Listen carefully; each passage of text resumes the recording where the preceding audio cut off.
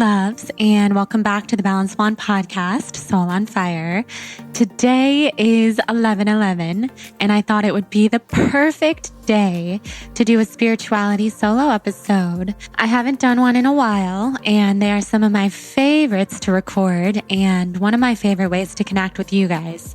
So if you are new to the podcast, then I recommend going back and listening to some of my older spirituality solo episodes. Otherwise, if you've been here or if you are new to the podcast and you're ready to just hop right in and talk about all things cosmic and soul awakening and all the good healing stuff, then you're in the right place and listen to this episode. It's going to be fun. And I've been asking on Instagram for you guys to send in your questions for the last week or so. So I'm answering a bunch of your questions in this episode and also going to update you about my spiritual journey and where I am, because things are going so deep, you guys. This journey only gets more and more exciting, and I'm going to try to talk about it from just a purely inspired point of view and not try too hard to explain myself or to, how do I put this? I'm not going to try to sugarcoat anything to make it more palatable. I'm just going to share with you exactly what's going on, which is like extremely intense in a beautiful way. And things have just been super, super, super deep with my spiritual awakening lately. And being a reflector in human design, that probably means that things have been intense for a lot of you as well, because as a reflector, I really experience so much of what the collective is feeling, and then I feel it in my physical body. So we'll talk about all that stuff, and we'll go deep, and we will not hold back on absolutely anything. And we're just going to go there. So if you feel inspired at the end of this episode, I want to hear from you on Instagram. Rate and review the podcast on iTunes. Send me a screenshot to jordan@thebalancedblonde.com. I want to hear from you somewhere, and I want to hear what your thoughts are about 5D, cosmic families, channeling, the divine, all that good stuff. I love to connect with you about this subject in particular. And before we get into the episode, I'm really excited to talk about our sponsor, Olipop. I am so obsessed with Olipop right now. I barely even know where to begin. So Olipop is a healthy soda. And you should know, you can go to drinkolipop.com/blonde or use the code blonde at checkout to get an exclusive deal for TBB listeners, which is 20% off plus free shipping on the best-selling variety pack from this amazing brand. So let's get into this brand, what it is, why I love it. It is a healthy soda company, and it is completely amazing that it tastes like regular soda. I didn't even like soda as a child. I thought it was spicy. I'm weird. I've always had weird preferences when it comes to food and beverages, but I've been very into sparkly drinks as an adult, and I've never had sugar. You guys know I'm completely sugar-free, so I can't drink soda, but what I can drink is Olipop.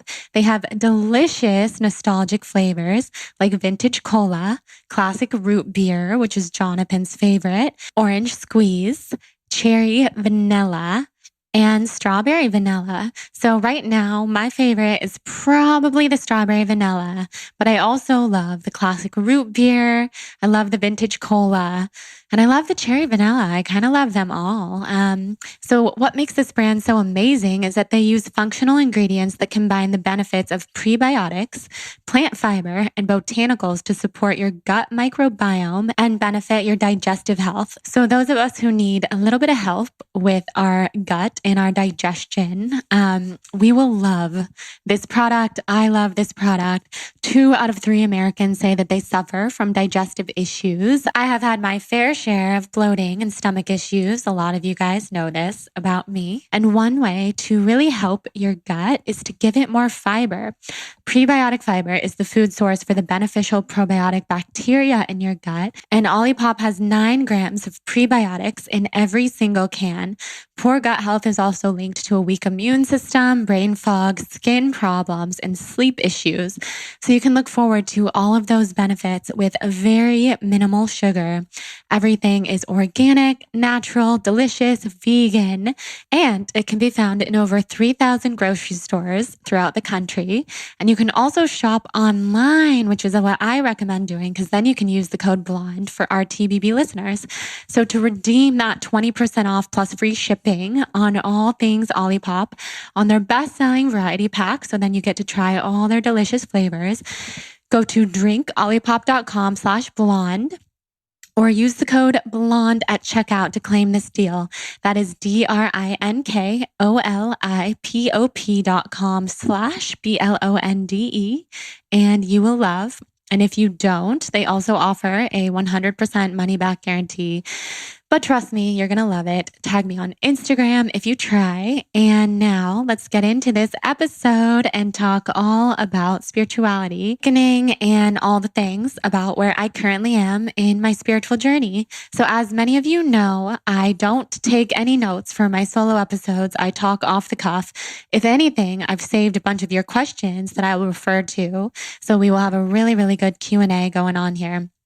But let's just get into it. So I have had quite the experience specifically in the past couple weeks with my spirituality, where starting, I would say maybe a month ago, I started to experience raging anxiety. And that's not to say that I haven't already been experiencing anxiety, because I do. I'm quite an anxious person. I feel anxious a lot of the time.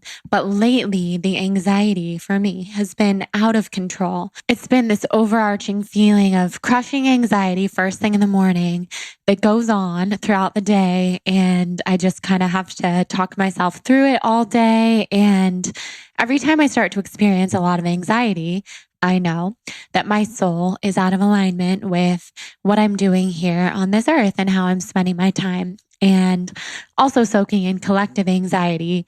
It's been a really intense season so far, Scorpio season. I'm feeling it really deeply.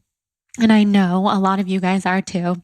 So every time I start to feel that deep anxiety, I start to just get a lot more focused on how I'm spending my time, who I'm spending it with, and what I'm letting kind of like permeate my mind.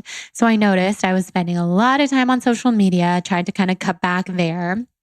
And then I started talking to some of my trusted teachers and healers and mediums to try to get their opinion and also just their guidance for how to work myself out of this season of so much anxiety that I'm feeling.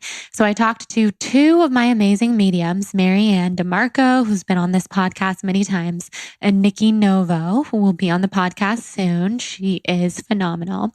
And both of them gave me so much clarity about this anxiety. And both of them spoke a lot to me about aliens and my role here on Earth as a hybrid human who's very much connected to the stars and the star systems, not just the Pleiadians, who I talk about a lot. We love the Pleiadians.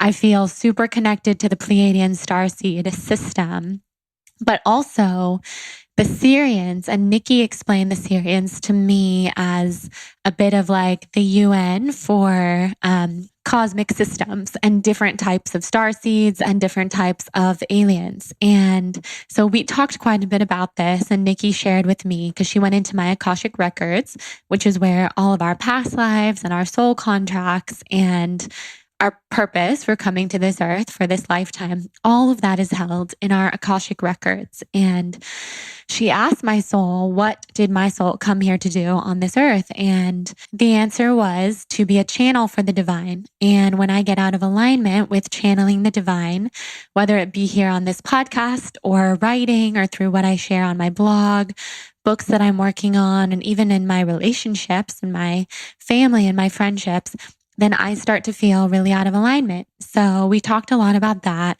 It was incredibly helpful to me.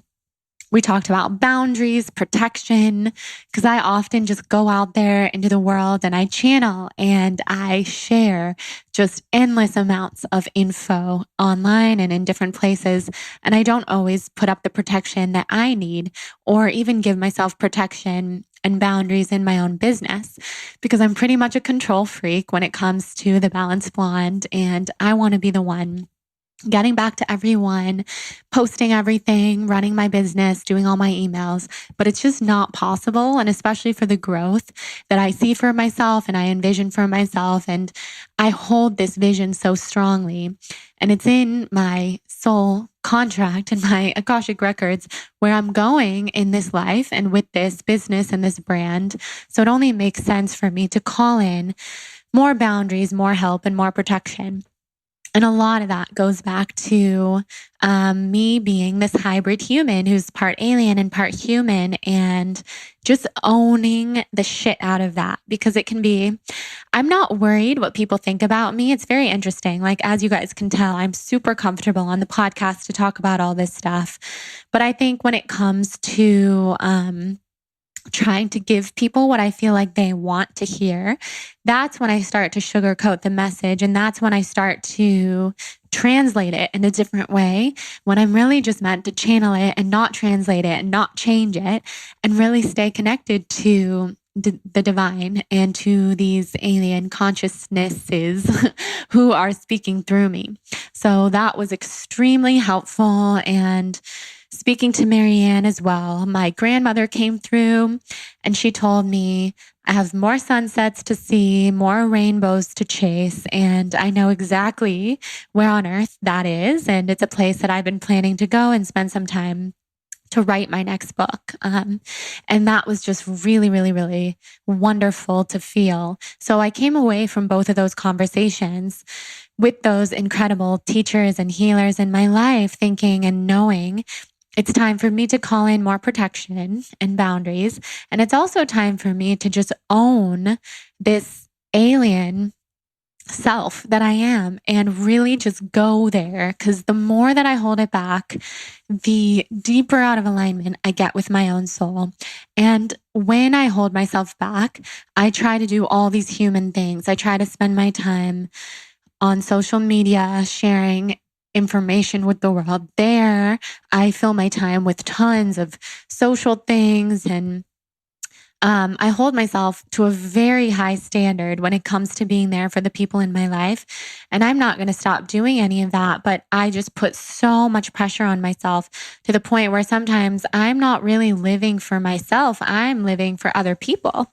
And that, of course, takes me out of my meditation practice. It takes me out of my channeling practice. And then I'm not doing what I came here to do. And it's okay. We all get out of alignment from time to time with what we came here to do. And that's part of being human. But the longer we stay out of alignment and the further that we move from being in that wonderful place of alignment, then of course, the sicker, more anxious, and more depressed we will get. So if you can see where I'm getting with that, I'm thankful for this intense wave of anxiety and pain and discomfort that I've been feeling every single day in my body and in my mind, because it's time for that next level. And you guys know, if you listen to the podcast regularly, I see people's faces shapeshift. That's such a really fun, beautiful part of my personal practice. And that has only been getting more intense and more beautiful. So working on focusing my energy in those places feels really, really, really good. So basically, Nikki said that I was very connected to the Syrian star system. So I've been focusing on speaking to the Syrians and channeling them just the way that I would channel the Pleiadians. And they have shared some amazing galactic messages and prophecies and dreams. They come to me a lot through my dreams, and I continue to hear from so many of you guys every day that I show up in your dreams, which is so fun because I know that my soul is just weaving all throughout the earth in the middle of the night and entering into your dreams to chat there. And so the Syrians are all about connecting with the earth. They are guardians of planet Earth. So they're connected to dolphins and whales. And of course, they're also connected to outer space because they're part of the Galactic Federation and the greater universe. But I knew my whole life that I was so connected to dolphins and whales. Jonathan calls me a whale. And so diving into all of this Syrian stuff feels really good. and is really exciting. So if you're out there and you're wondering whether you are a starseed and whether you're connected to cosmic consciousness, first of all, I would say the answer is most likely yes. I really believe that so many of us are very, very cosmic, and people who aren't, they're connected to beautiful things too. There are people from the forest. There are people from the water. There are crystal people, plant people, people who are majorly of the earth. So like tree people, I definitely feel very connected to Native American shamanic traditions and trees and plants. So I really just feel like I've had a lot of lifetimes as both humans and aliens and starseeds, which is why I'm such a hybrid. It is just so, so, so interesting. So if you're feeling like perhaps you're a starseed, a few traits of starseeds are people who are very spiritual and very open, people who are just deeply expressive and reflective and creative, people who feel sometimes emotionally repressed in the world. Like a lot of people don't understand them because they feel like they have just gone, they're just from a different place and they feel very misunderstood.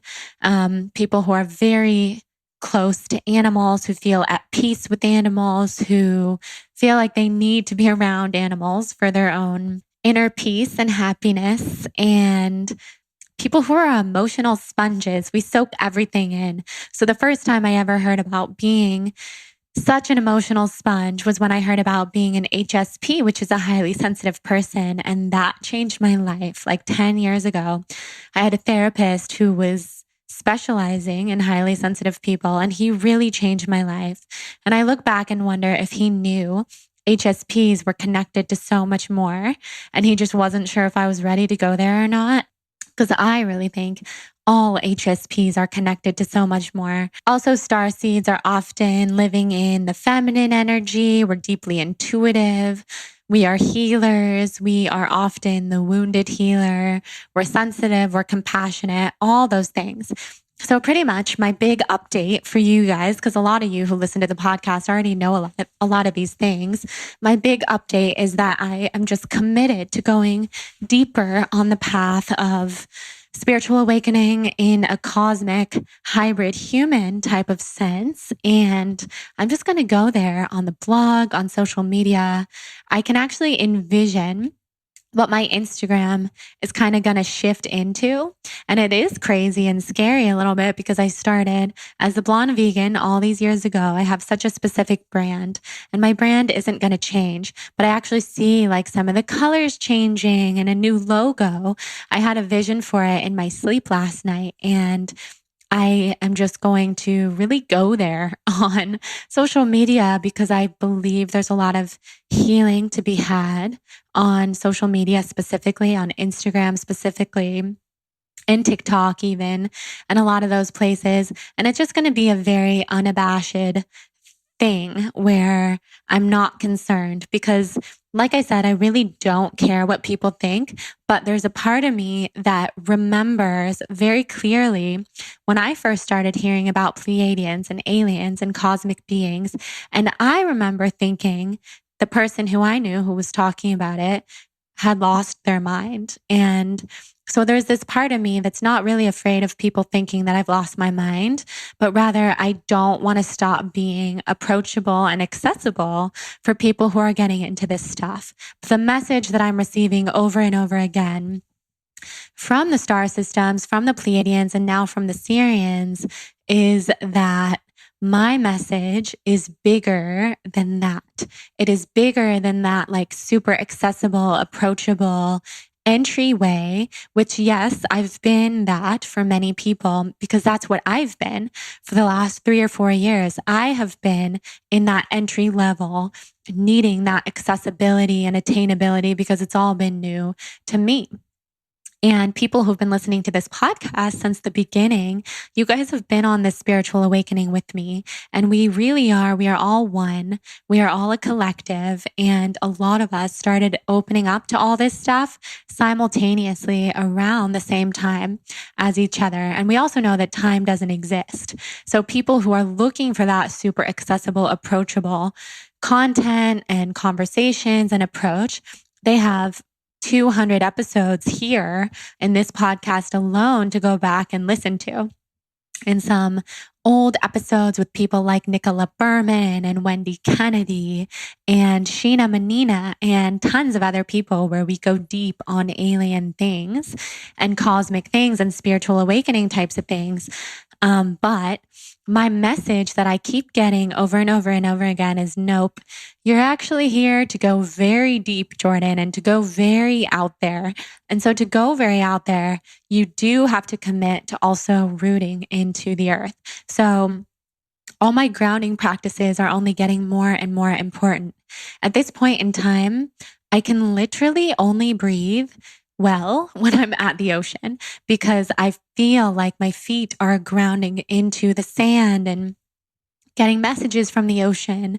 And of course, being connected to like the ocean is a consciousness in itself and it's so earthly, but it also is so cosmic. And us kind of like hybrid human beings, we appreciate the beauty of Earth so much because I really believe that we all created this beautiful Earth to live on. Like we are the creator of universes. We are the creator of humans and the Earth.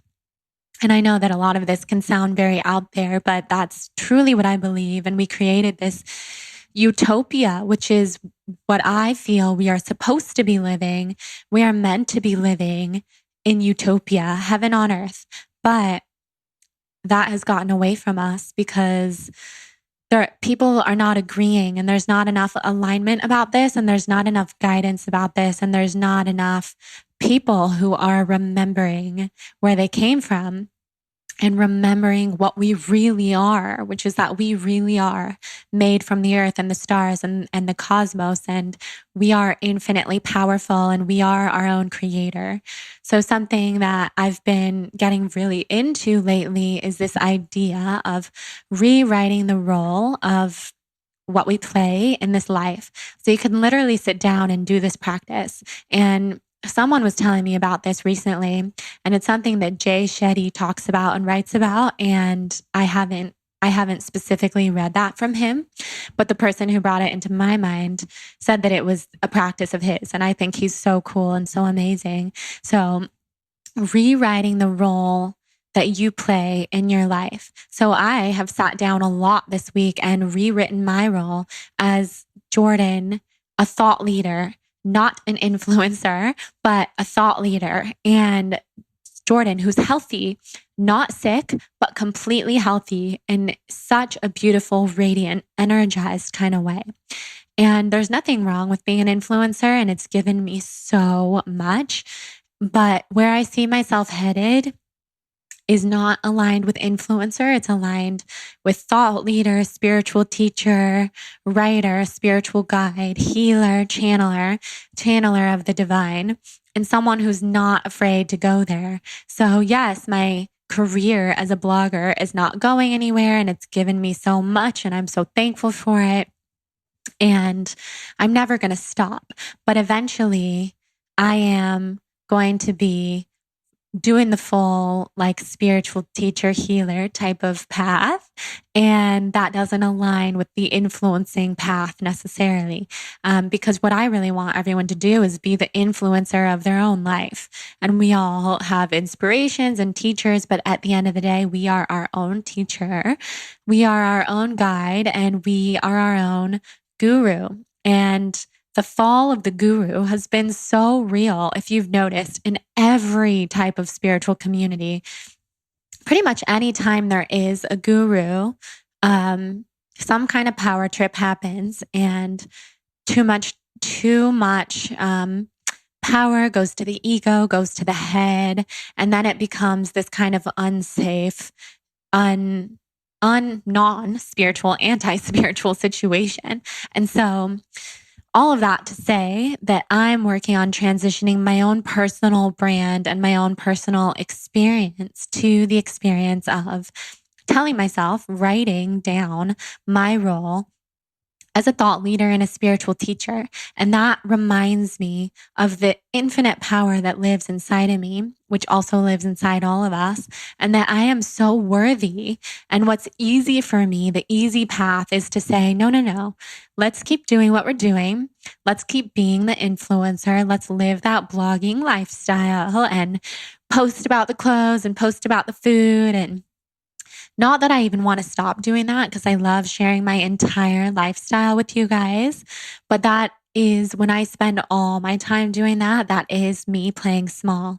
And me playing big and stepping into my role here on earth, as chosen and spoken by my higher self, is to be the thought leader and be the, all the people who inspire me the most are these amazing thought leaders. Like, I can name a bunch of people who have been super expansive to me in my career and my spiritual awakening. One of those people is Gabby Bernstein. And I always have a lot of like channelers and mediums and intuitives tell me that my career is really going to like be very similar to Gabby Bernstein's. And I love that so much because Gabby has written and shared so openly about how hard it was for her to give up control and to delegate and to get help and to call in protection and boundaries for herself so that she could grow to the level that her soul was destined to grow to. And that's why she's helping so many people. And it's not about like the amount of people that you help or how well known you become, but it's about as big as your message is supposed to be. And she's a channel for something really powerful and really divine and really huge. And I know that what I'm tapped into is also very huge. And whether I like it or not, and I have fought this for years, if you have just like energetically watched my trajectory of literally losing every ounce of energy in my entire body, my entire being, my entire soul, and just being overcome with Lyme disease and everything that comes along with Lyme disease and the pain and the exhaustion and the depletion. The depletion has been so major that I have literally wanted to take my life, my own life, many times. And I never would have consciously because that's not part of my path. But I understand why people do. Because when you are just made up of something that isn't from here, isn't from the earth, and your body is breaking down and glitching out, the pain is so great and so awful and so real. And you can trust me when I say that I've been to like the bottom of the barrel and beginning to own this and to own how deep my message is and how deep it's supposed to be and what I really, really came here to do and to share and to seek and to feel and to believe and to dive into and to explore. It's just exciting. And once you own that, you can get out of the way. And I can get out of my own way. And one of my big blocks is like, if I really own this, if and when I really truly own how big my message is meant to be, then will people think that I have a big ego? Because I see some of these big spiritual teachers and healers that I follow and love. And at times it has crossed my mind that they kind of have developed a big ego. And that is a huge fear of mine because I don't want to be seen that way. I don't want to live that way. I just don't like it. And I have like a really strong radar for that type of ego and like bullshit type of radar. So that has held me back as well. And I think that holds a lot of us back. Like, no, I'm going to stay approachable. I'm going to stay so freaking humble that I'm not going to let myself grow to that big level because I need to be humble and approachable and relatable and accessible. And every time I get a message or a comment that tells me you are not relatable or accessible anymore, it really crushes my soul because I built my career off of trying at least to be super relatable and approachable and to get back to people. And humility and being humble is so important to me. And I've always felt that no matter how big my podcast has gotten or how much my audience has grown, I pride myself on literally being friends with you guys. I love being friends with my listeners and my readers and everybody. Like we're all one and the same. And so I see how I have actually purposely in so many ways held myself back because I have this terror of people being like, oh, nope, it got to her head and she thinks she's the shit and I'm not into her anymore. And so when I'm letting go of what people think of me, that's the type of letting go that I'm working on. Because if what I know in my heart to be true, and I've known this all along, is that we only reflect to someone what they feel about themselves. So people who see the light and the love and the unity and the community, this beautiful community that we've built, when I get a lot of love and praise about that, I know that is someone who sees the light and love in their own heart. And even if they are not always feeling it, like they have a high self-worth and they are so full of love and light. And then when I get a lot of hate, it's very easy for me to see that person hates themselves. And that's very sad. And I happen to be the target on whatever given day. So letting go of that is huge so that I can step into this big role that is calling. And I have such a clear vision. And the aliens and the starseeds and the spirits are guiding me. And so what I've learned even recently from both of my beautiful mediums that I've spoken to is that my type of being a healer and a channeler is to share bigger messages of unity and love with the world versus kind of having like one-on-one sessions where I'm channeling angels and spirit guides and ancestors and loved ones, which that's not to say that I won't ever do that. I think that would be so fun. However, I think what I really see myself doing more so is like a larger scale books, podcasts, blog posts.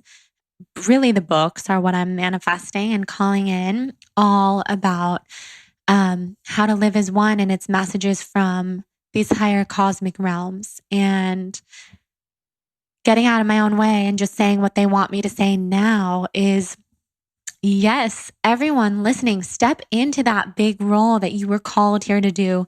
None of us are here on this earth as a coincidence, and none of us came here to play small. We get so conditioned by society, and we get so conditioned by what's wrong and what's right, and the ego versus confidence versus consciousness and our higher soul self. And so just stripping away all those layers and getting back to the things that remind us who we really are. And so like these synchronicities that pop up everywhere, like for me, numbers pop up everywhere. And I feel like a lot of you guys know that 201 is something I see every single day, all day, every day. 417 is another one of my numbers now, 4711. They are all just everywhere to remind us that there are no coincidences in this life, only beautiful, beautiful synchronicities.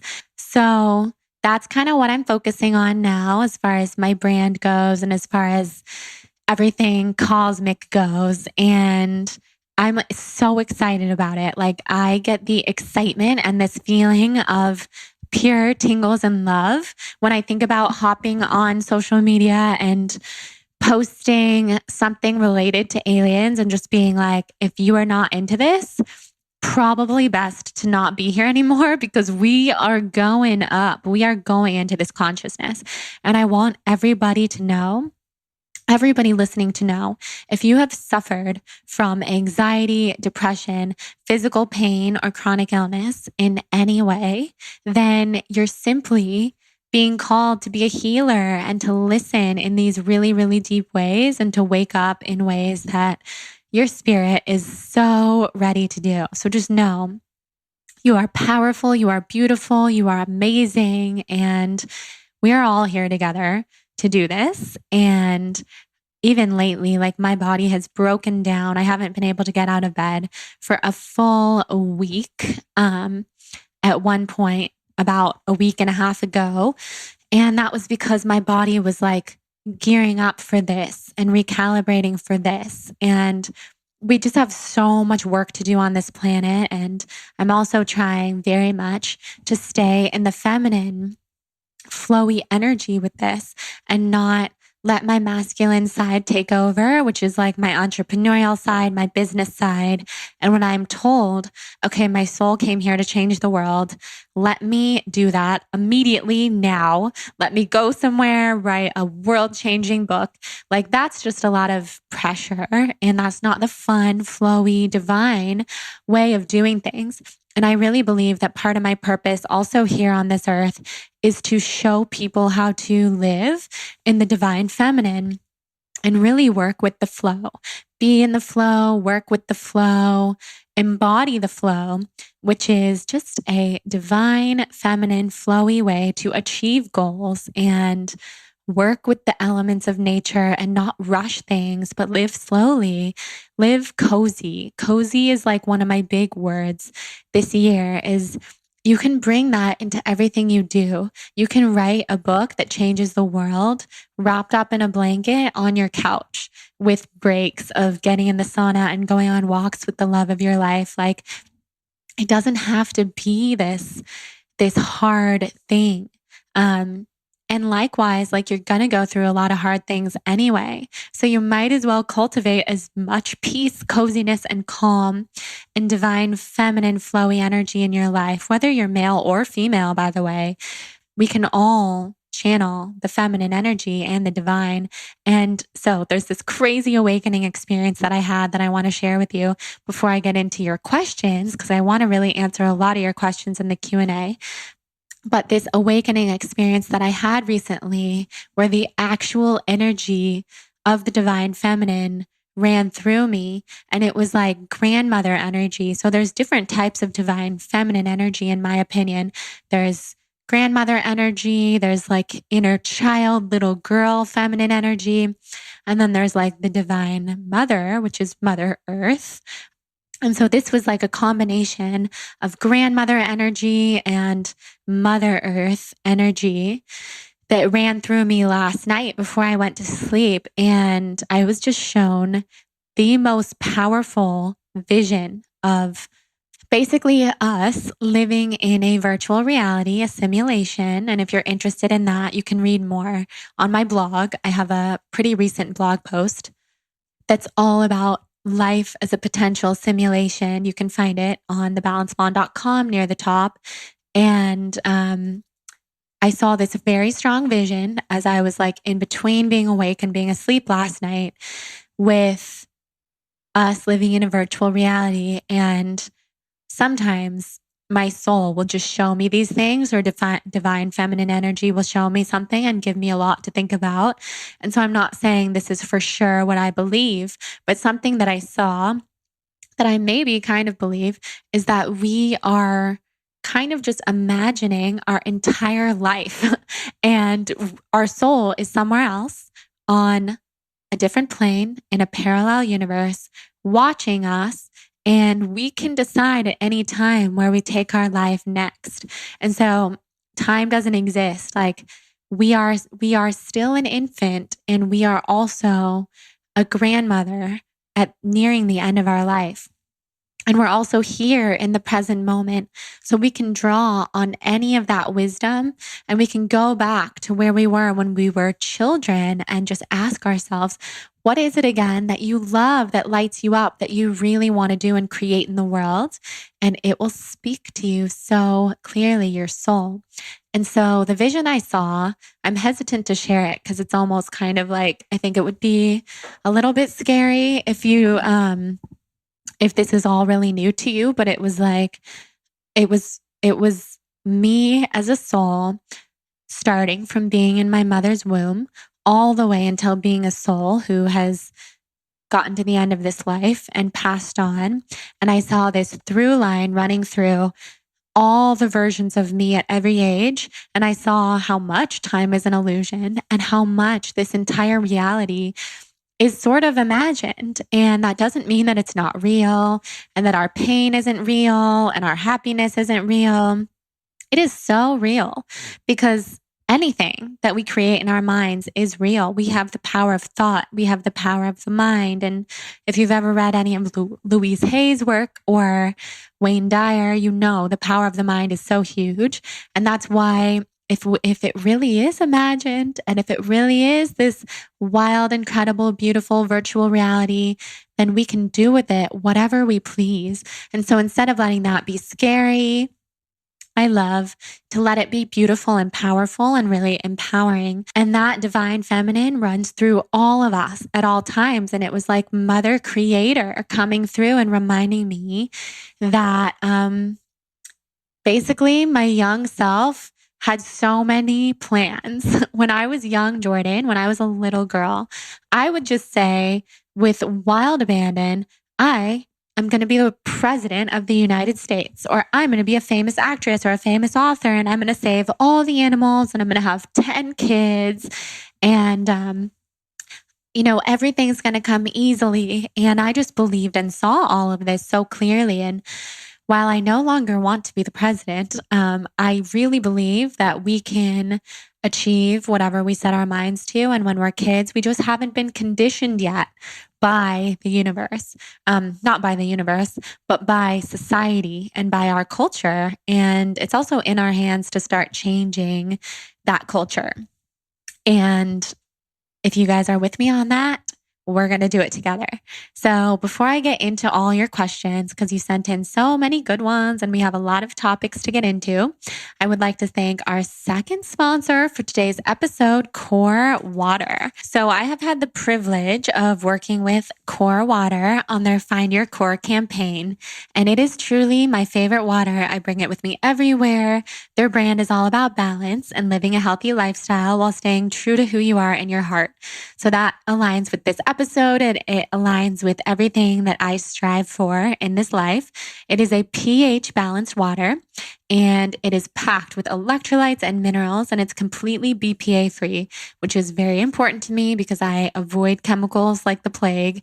And if I drink out of plastic, it has to be BPA free. It has to be 100% recyclable, and they have to have sustainability initiatives, which they do. So Core Water is the perfect sidekick to keep you hydrated and balanced while you're on the go. It is set at a 7.4 pH, which is your body's natural pH balance. It goes through a 7-stage purification process.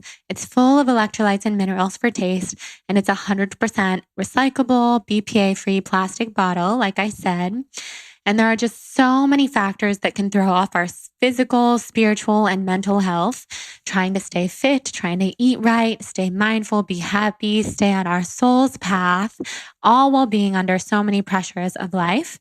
And it can be hard to remember to stay hydrated. So Core Water Hydration is a source of empowerment for individuals on their journey to finding their own take on health and helping you become perfectly balanced. I am super obsessed with Core. It's my favorite water. I bring it with me everywhere. I'm such a fan, and I know you guys will be too. So check them out at hydratewithcore.com. And I know that you will love. They have a bunch of different sizes too. I like the biggest size, 44 ounces, because it just reminds me to drink a ton of water. And probably my favorite thing about it is the cap. It makes it almost impossible to spill. And Jonathan loves that because I spill everything. It's ultra purified, has an amazing pH balance, uniquely designed for an active lifestyle. And I know that you will love. So check them out. Tag me on Instagram if you try. And now let's get into your questions. You guys sent in so many questions. I'm going to try to hit all the ones that I can. So let's start with questions that you guys sent in on Instagram. And like I promised, I am going to shout out your accounts. So let's see here. And I'm going to focus mostly on spiritual stuff, but I'll probably dive into some other stuff too. Okay, so I'm going to start with Katie Calder's question, my sweet friend. She asked about my past life regression that I talked a little bit about on Instagram and wanted me to go deeper into that. So I did this amazing past life regression on my couch last week, and it was so powerful. I found it on YouTube. And if you want to do the one, I linked it in my blog post about the past life regression. I never thought that I could do it on my own on YouTube and not with a past life regression therapist, but it was actually so powerful. And I found it to be even more powerful than doing it with a therapist, at least my experiences in the past, because I was just able to go so deep and there was no one that I had to talk to or speak or answer to or anything. I could just go there in my mind. So where I went, I was like hopping tons of timelines, but I went into this one life that was, in the early 1920s, and I was about 30 at that time. So I guess I would have been born in the late 1800s. And I had 4 kids and a husband, my husband was like a cluster of souls of people I know now, including my love, Jonathan, and including 2 other people that I know. And that's a whole thing about soul clusters, because I really believe that our souls travel in packs and sometimes they combine, sometimes they separate. In this life, this soul cluster husband separated into a few different people that I know.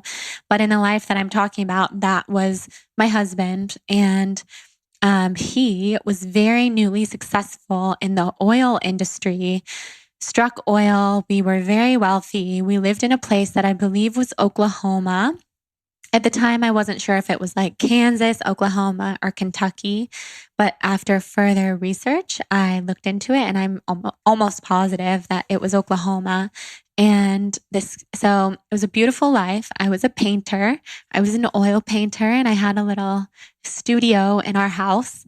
And, in this lifetime, people were after us for this new money that we had, and intruders came into our house and did not mean to kill me, but they strangled me and I died in this lifetime. And in that lifetime. And I felt this intense feeling around my throat and my jaw when I was having this memory. And my jaw pain that I feel every single day in this lifetime started to kind of alleviate, and it has ever since. And so I still have my jaw pain, but I feel like I know the root of it now. And in that lifetime, I really hovered above my family for a long time, and my soul stayed with them because I really left too soon. And that was very painful. And there were a lot of lessons to be learned there. And it is scary, but there were parts of it that were it was so nice for me to see that's where I came from. And that's why I have a lot of the anxiety that I have now and the pain that I have now. So I can kind of work to unwind it and heal what happened. Because I am, for all intensive purposes, the same person as I was back then. So I can do all that healing and I get to be alive here on this earth and heal that past wound. So that was very painful. And then I came back to earth in 1926 as a wonderful entertainer that we all know and love, who I'd been obsessed with my entire life. And this is another thing about soul clusters. Soul clusters mean that so many of us can have existed in the body of someone that we know and love to this day. So what I'm about to tell you, I want you to know, I don't think I'm the only person who identifies as being in this body at this time in 1926.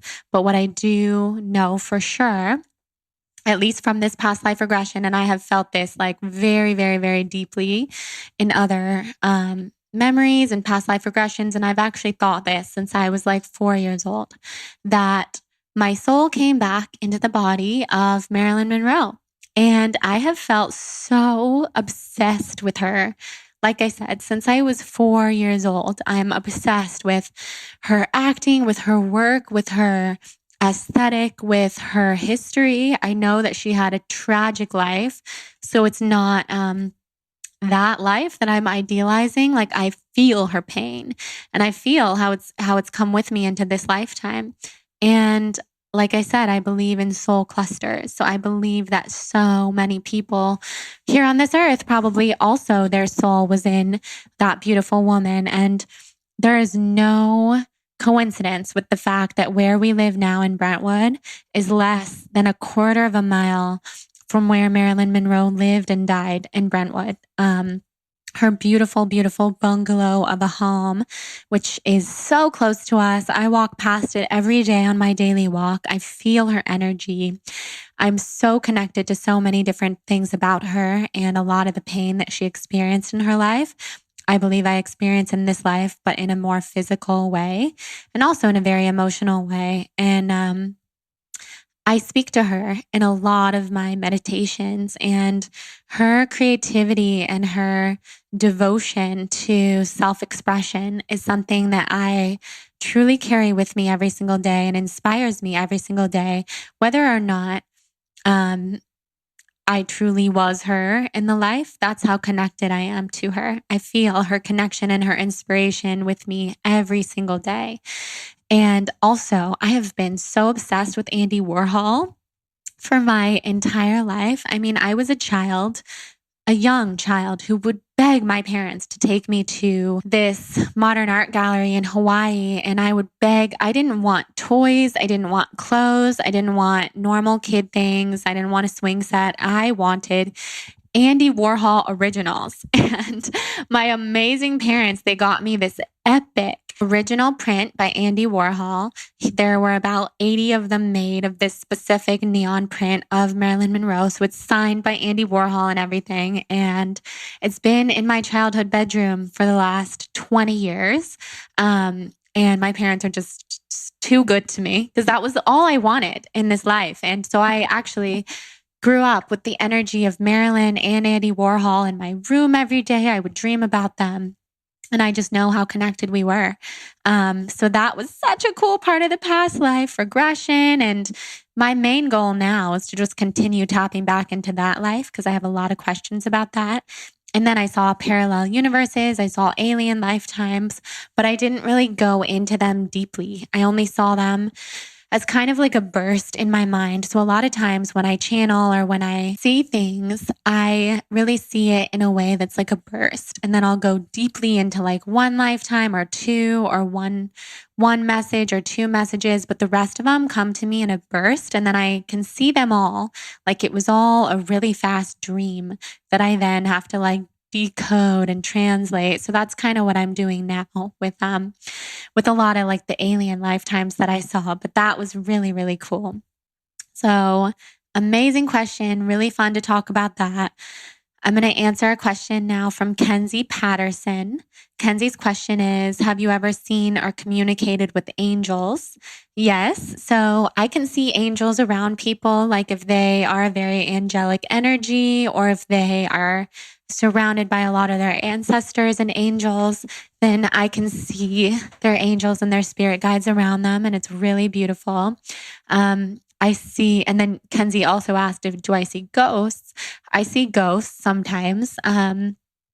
Tragically, actually, during COVID, during the major lockdown time, our neighbor across the hall took his own life. And every single day, Hudson runs to the spot in front of this man's apartment. His name was Jonathan, as well as my husband's name. And Hudson runs in front of this man, Jonathan's apartment, and sits there and howls and meows and cries and digs around, tries to dig around in the carpet and sniffs, and he feels the energy. He sees the ghost. And so months ago, I knew that Hudson was seeing the ghost because animals are so intuitive, and specifically cats, they see all sorts of energy that we can't see. So I started sitting out there with Hudson and asking Hudson, because he is one of my spiritual mentors through lifetimes, believe it or not, my 5-year-old cat. I asked Hudson, if you can see this energy, like, and you trust me enough to see it too, because I promise I'm not going to be scared. I want to connect too. I feel his energy. I feel this man coming, his energy around me, and I feel chills when we're by his apartment. And I have tried to connect with him at that point. I had been trying to connect with him and tell him that he was so loved and we're so sorry that we didn't know what was going on, because we would have loved to have been there for him during this time. And so over time, and this took weeks, I started seeing his ghost materialize. And it was very obvious to me, especially because of Hudson, and Hudson showed me the way with this, that Jonathan, this man, our neighbor who passed away, he wasn't ready to leave his space yet. And he was really roaming the halls of our apartment building, and he still is, because he left a lot of things behind. He was a very young man. He left his family behind, and this was so tragic. But Jonathan and I were home when his father found him in his apartment, and it was the most heart-wrenching noises I've ever heard come from a person before.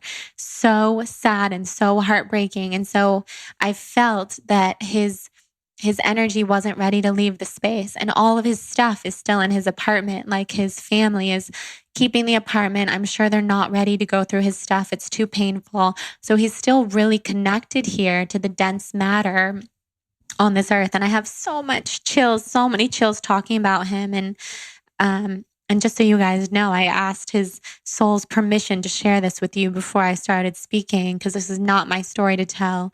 But long story, very long story now, short, I do see his ghost now, and Hudson helped me see that. And I see this outline of energy outside of his door almost every day, and he's walking around and he's dealing with his own things, and he's kind of in this in between earth and wherever his soul will go next, because he's wrapping some things up. And he's a very friendly, kind ghost, just like he was a very friendly, kind man. He's really grateful for the love that Hudson has shown him, because animals can communicate far deeper than even the most medium type of humans can. And I can see his ghost, and I can feel a little bit of what he says, but mostly he's not really talking to me. He just shares his energy with me as kind of like, I'm loving, I'm dealing with my own stuff. I'm safe, and I'm watching out for you guys, but otherwise, like, we don't communicate that much. But I see his outline, and it really is like a ghost that you would imagine from the movies. It's like a sheer, translucent, light being type of human, and he's very beautiful. And oh my god, everything on my desk just started shaking, and I have the craziest chills. And so I want to thank him so much for letting me speak about him and share that experience, because that was one of the first times I physically saw ghostly energy, and now I feel it too, and I have like so many chills. And I'm just so grateful to him for even letting me see his energy in that way, because I really believe it's up to a soul whether they come back here in a ghostly way or not. And I've also seen a lot of ghosts in New York, because New York is a really, really, really old city. And it's so beautiful in New York, like the cobblestone streets and the old buildings. And I always feel the energy of old spirits there. And when I was there last time, staying at Soho House in the meatpacking district, there were like 3 or 4 ghosts in my hotel room. And at that time, I was scared, because unlike my neighbor, I didn't know who those ghosts were. And then I spoke to Marianne, my love, my medium, about it, and she helped me a lot. And she was like, they're here. You can ask them to leave. You can also ask your spirit guides and your angels and your loved ones who have passed on to protect you if you don't feel safe. So if anybody else is kind of having that experience, seeing ghosts or feeling ghosts, and they don't know who they are, and they don't know if the energy is positive or negative, you can always call on your loved ones to protect you. And you can also say, any spirits of the highest and great who are not of the highest and greatest good are not allowed to be here in my space. So if you are here and you are negative energy, you need to leave now. And then you can also ask all the spirits to leave if you want. If you just want like a peaceful, restful experience, that is totally up to you. And the truth is, they do listen. So that's a really important thing to remember. And that goes along with boundaries and protection as well. Next question. Bella, very cool name, says, how do I connect with my spirit guides for strength, connections, and guidance? I know that they're surrounding me, but it's hard to understand what they're trying to show me. So totally get that. I think probably the hardest thing to do when you're opening up psychically and trying to tap into your guides is strengthening that trust muscle and believing that what's coming through is true. So one way that I usually teach people to start connecting with their guides is by writing to them and doing a process called automatic writing, where you pull out a journal and you write the name of your loved one who's passed on. You can start there, or just write to my spirit guide, my angel, if you don't know any of their names, and just ask them questions. And then you'll notice that what your pen is writing, if you are in full trust, will start to take on a life of its own, and you'll start to receive messages that way. And I find that to be easier than just trying to listen to them as a voice in your head, or trying to hear them, for example, when you're asleep or when you're awake. Like, it's just kind of a lot for starting. Hi, Squeaky. Hi, Huddy. Huddy came to say hi. So that's one way to start. And then you can also call on them at any time. So develop a practice every day where you're either in a moving meditation or a seated meditation or in the bath or wherever, where you get quiet enough and still enough to listen. Because that can be the hardest part, to be truly still enough to listen. And in the world we live in with so many distractions, social media, smartphones, technology attached to our hip at all times, it's hard to listen and it's hard to create that stillness. Huddy is back and it's 2:01 p.m. So there's a lot of amazing things happening right now. I'm going to answer 3 more of your questions, and then I'm going to save the rest for a follow-up part 2, which maybe I'll record right after this and we'll release the following week, because this is so fun. And there's hundreds of questions from you guys, and I had so much to say in the beginning of the episode. Let's see here. Oh my goodness, I love these questions. Before I answer the final 3 to 5 for today, I want to thank our third sponsor for the podcast, BiOptimizers, who I'm so obsessed with, and their immunity protection stack, which is keeping me healthy and sane right now. So the father of modern medicine, Hippocrates, my number one dude, said that all disease begins in your gut. That's why it's so important, especially during these wild times, to protect yourself with a boosted immune system. If you drink coffee, tea, smoothies, or really any beverage in the morning, and you're looking for a tasty way to start your day and defend yourself against harmful bacteria, then I have just the thing for you to try. It is called the Ultimate Immunity Protection Stack, and it was put together by our friends at BiOptimizers. Their immunity stack has 3 products which contain over 18 natural herbs and probiotic blends formulated to fight and eliminate bad bacteria like E. coli, salmonella, gram-positive and gram-negative bacteria, and repair compromised gut lining, also known as leaky gut. It also includes psychobiotics, which help increase serotonin and happy chemicals to naturally elevate your mood, performance, and cognitive function with no side effects or dependencies. It's a great addition to your morning routine and it tastes amazing. Just stir it into any beverage, sip, and enjoy. It's the ultimate way to boost your immunity right before the holiday season. During the entire month of November, they're having a Black Friday and Cyber Monday sale. So really now is the best time for you to try their products or buy them as an early gift for someone you love. Go to bioptimizers.com/blonde and use the coupon code blonde10 to receive an extra 10% off on the immunity protection stack. You won't find that deal or stack anywhere else, and this special is only until November 30th. For the fastest shipping and the best deal, go to bioptimizers.com/blonde. And with that, let's answer some final questions for this episode, and we will absolutely do a part 2 that I'm super excited about. So a wonderful question from Rose Ray 01 says, how long do souls wait to enter a new life? Do you think your grandparents' souls have entered new lives and are simultaneously coexisting as guides? So I think that that's quite different for every soul, because what I really believe is that there are a lot of parallel universes happening at all times. So I do believe that after a certain amount of time, souls pass on to a new realm, and they either go into their new lives or they go up to some kind of new dimension. And when I asked one of my teachers this, they said it's not typical to channel a loved one who has passed away, who's been gone for more than 40 years. So 40 years, human time, could be like the blink of an eye up there. It could be like eons up there. We just don't really know. But what I do know is that time is pretty much an illusion. So I think it's very different. And I think it probably depends on the karma of the soul's lifetime. And sometimes a soul is in their final life here on earth.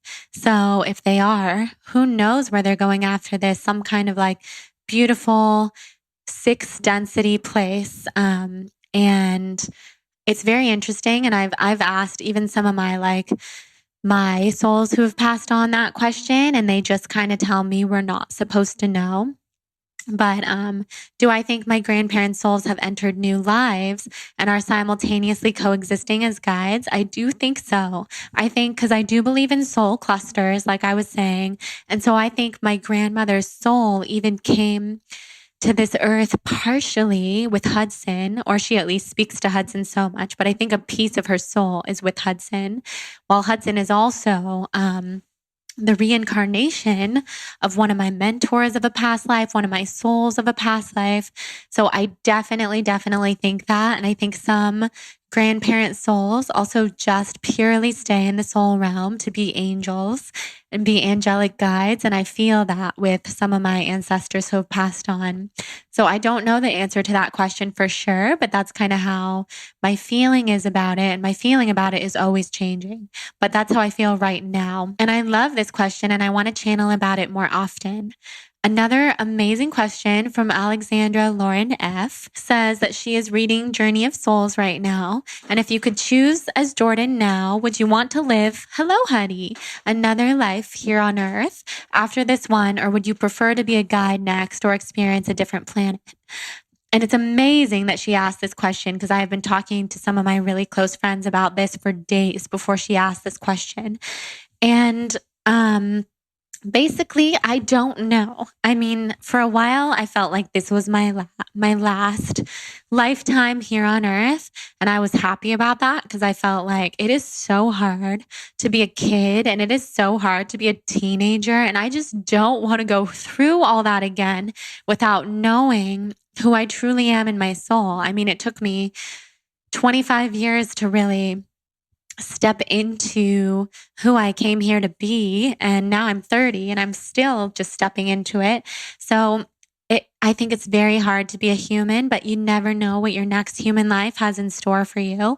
And the only reason that I would say that I want to come back as a human is because I don't ever want to be separated from Jonathan and my parents and my family and my soul family. So if we're all going to be somewhere together in heaven or on a different realm or on a different plane, take me there because that sounds really nice. And I'm very confident that I have lived endless lifetimes here on Earth and also in star systems. And so I don't know about coming back to Earth, but I also think that we are pushing Earth to become more of a utopian place to live. I mean, right now it's not utopian at all. And we definitely have a lot of work to do.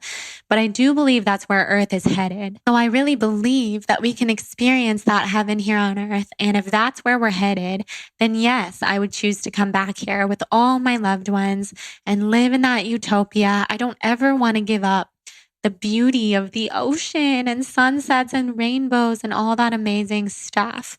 However, I could definitely see myself being more of a guide in my next life or experience a different planet again, as I have definitely lived on different planets.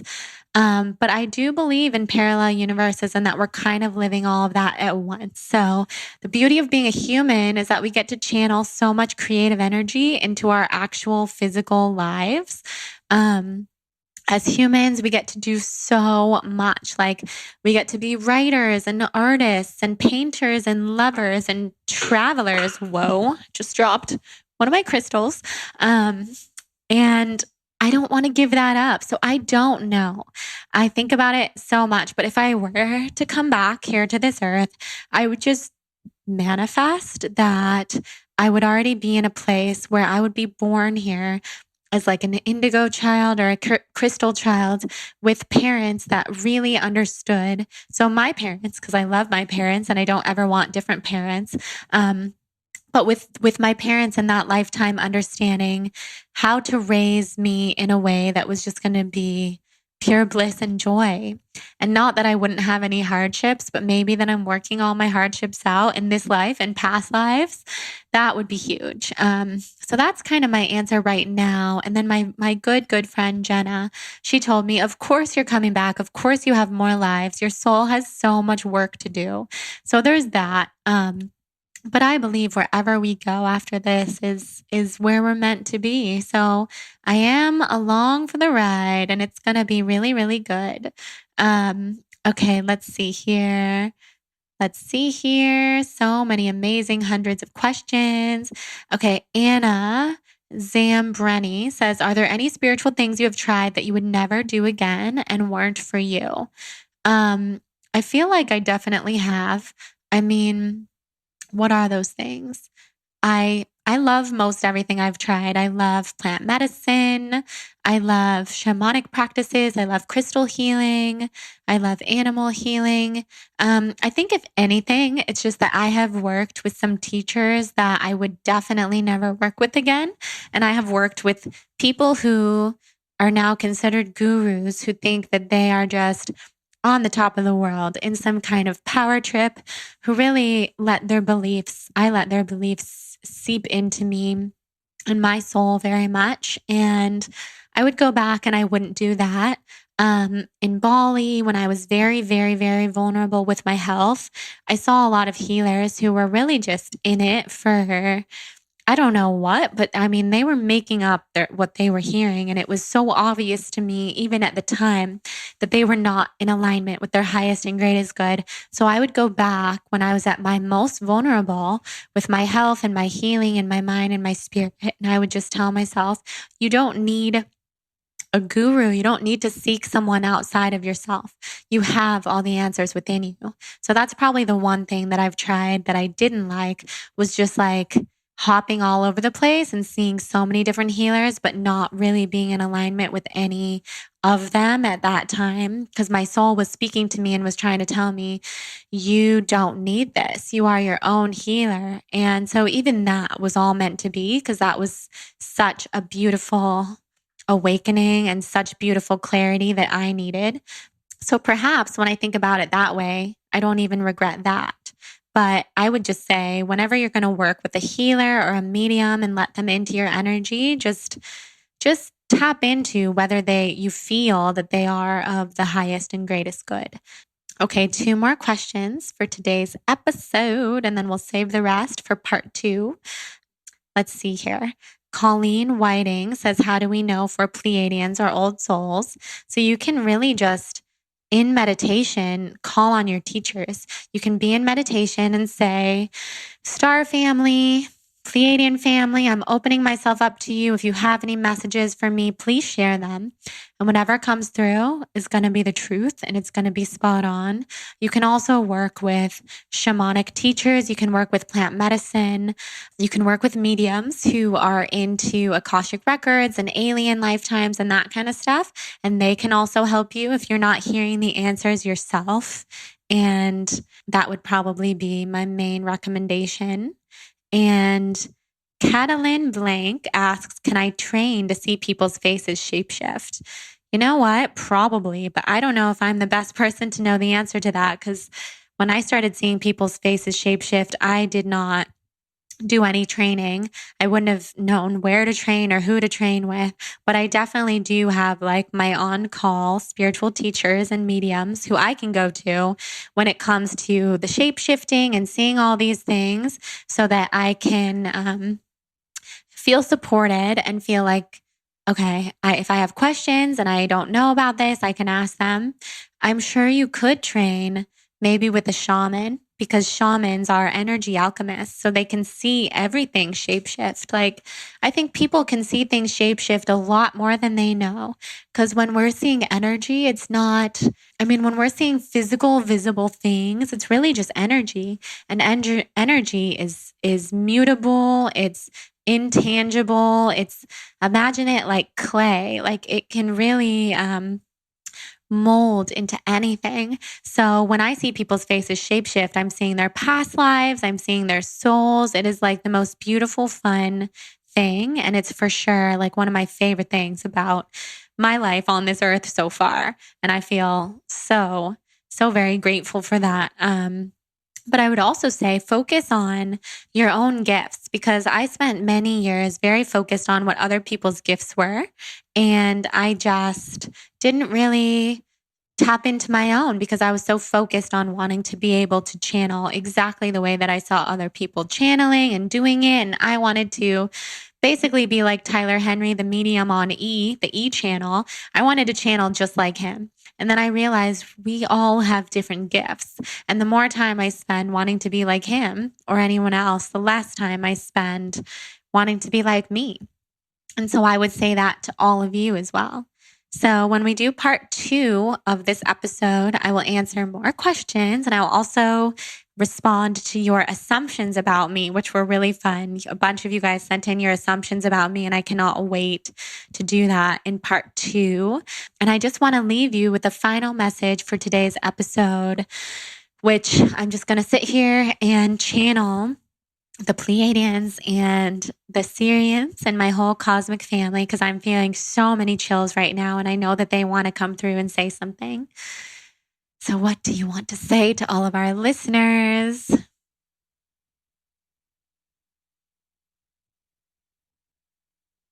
Wow.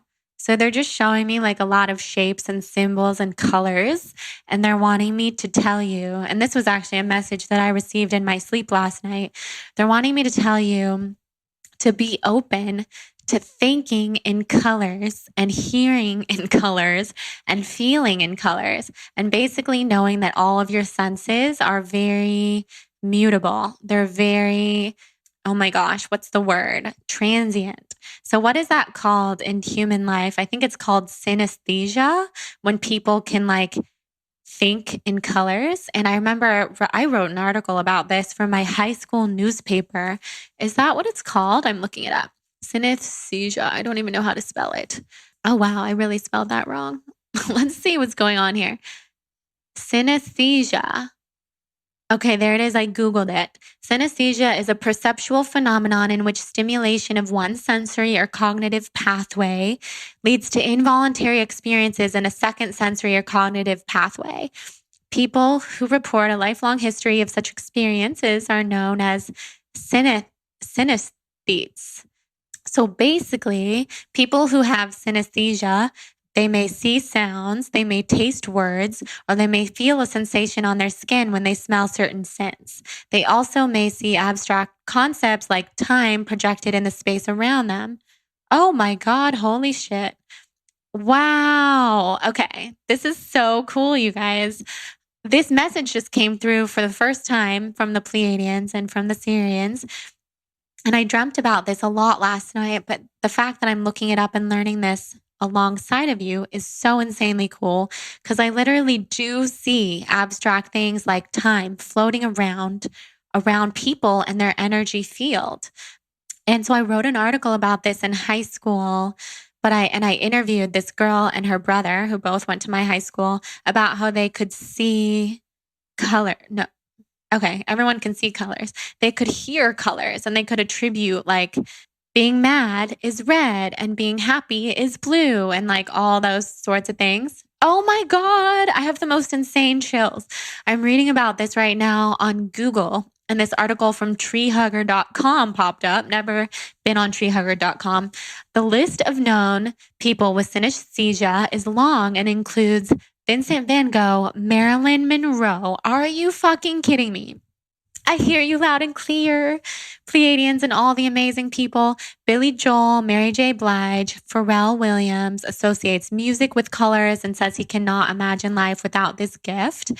And he said, if it was taken from me suddenly, I'm not sure that I could make music. I wouldn't be able to keep up with it. I wouldn't have a measure to understand. Oh my Lord Almighty. That is the coolest thing I've ever heard. So that was the message. That was our final message today from the Pleiadians and the Sirians, which is to tap into that, because what they're really saying to us here is like to believe all of that and to know that when you see those abstract things, you're not going crazy. And I think like that was definitely a message for me, because I see a lot of that stuff. Like people are colors to me. Energy is colorful to me, and abstract things like time. And like, if I don't feel good about something, I feel it, like I'll taste it. And I think I talked about this in a previous solo episode. In fact, I know I did, that when I was young and someone would sit behind me at school or in an assembly or something, and I could feel their breathing on me, my entire back would get hot and prickly, and like my stomach would hurt and my chest would hurt and I would get nauseous. But I would mostly feel this like insatiable desire to leap out of my skin. And I still feel that way when I'm around someone who doesn't have good energy. So that is a message for all of us to tap into that feeling of synesthesia. And if you've never tapped into it before, play around with it. And like when you're meditating, ask yourself, like, what color is my name? And what color is the time of day? Or like, time is an illusion. You should definitely watch the movie Interstellar if you haven't. And so there's literal like pockets in space where time exists. And I think that relates to synesthesia as well. So I think what it is just really just breaking down the walls of what we think we know is true. And in fact, what we think we know is true is not. And so people who are opening up to channeling, and all of you guys who asked me, how can you get started with this very fun, amazing channeling life? I would say just break down the barriers and the walls of what you've thought you've known to be true, because a lot of that is really an illusion. And when we're able to let go of that, and when we're willing to let go of that, that's when the magic happens. So I'm so happy that the Pleiadians left us with that final beautiful message. And I would go on. I would love to go on and keep talking about all this. I'm actually getting a massage in 30 minutes. It's so needed. My physical body is in a lot of pain, and it's time for a massage. So thank you guys for listening. If you feel inspired to rate and review the podcast on iTunes, I have a free gift for you. So you can send me your screenshot to jordan@thebalancedblonde.com, and I will send you a free gift as a thank you for the rating and review. And huge thank you to our sponsors for today's episode. We have 3 fabulous sponsors: Olipop, the healthy soda alternative that is so good for your gut microbiome. They're local to LA, but they're sold in 3,000 grocery stores all over the country. Use the code BLONDE at drinkolipop.com to get 20% off plus free shipping. We also have Core Water, my favorite pH balanced water that I'm super obsessed with. And we've got BiOptimizers, and you will want to try their immunity pack. Be sure of that. It is amazing. BiOptimizers.com/blonde, code blonde10 for 10% off. And other than that, thank you guys for listening. Thank you to all of our guides of the highest and greatest good for joining us. And thank you to my amazing neighbor, Jonathan, who passed away during the lockdown. You are so seen and you are so loved. And you guys should know, listening, ever since I started talking about him, I have felt him in my apartment. I have felt he is sending me chills. Hudson can see him. Hudson's been like on high ever since I mentioned his name. And now Huddy has been like running around playing with him.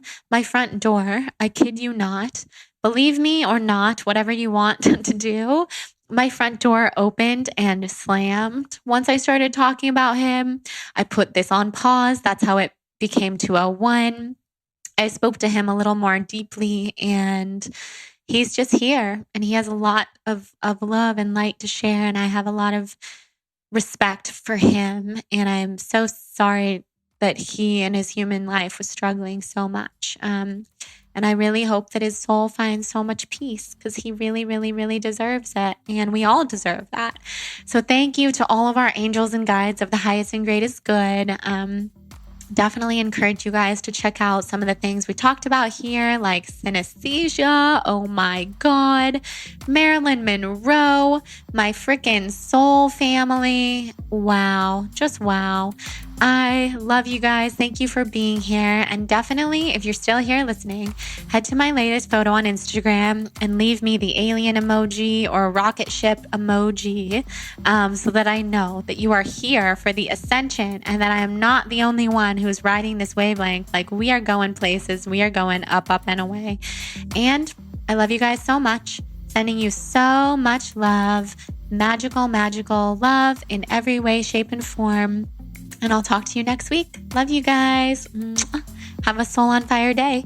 Oh, and finally, happy 11/11. Today is such a numerology-filled, beautiful, angelic angel number day. And it was only right that we release this episode on 11/11. I love you guys so much, and I'll talk to you soon.